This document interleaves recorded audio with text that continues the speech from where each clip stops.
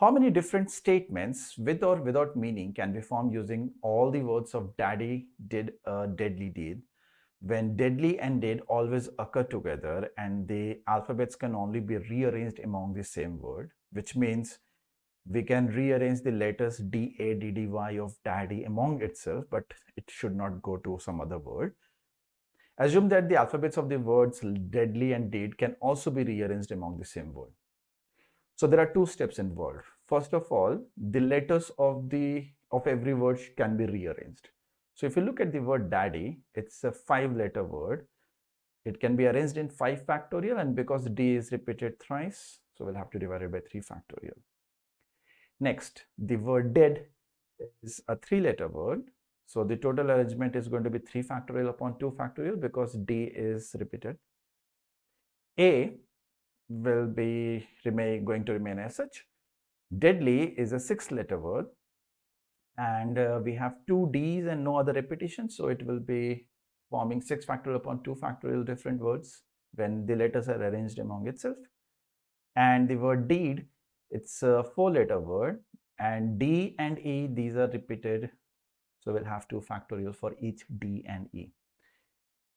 Now, the arrangement of the letters within the words are done. Now we have to arrange the words such that deadly and dead, they are always together. So deadly and deed, they can themselves be arranged in 2 factorial ways, right? And once they become one single word, because they are always going to be together, now we are left with 4 words. Now these 4 words can be arranged in 4 factorial ways. So this will be the total number of arrangements. Now 1, 2 factorial will be taken care of.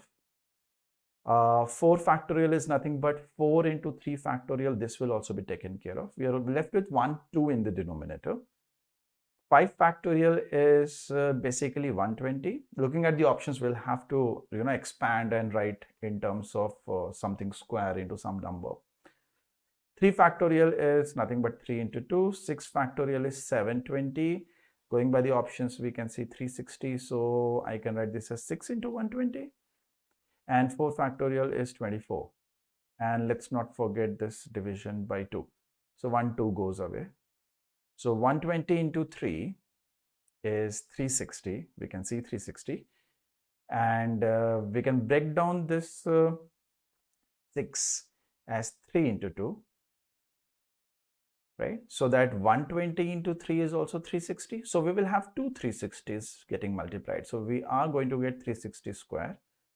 And then we are left with 1, 2 and a 24. So we'll have 48 into 360 square as the right option. Option B makes sense.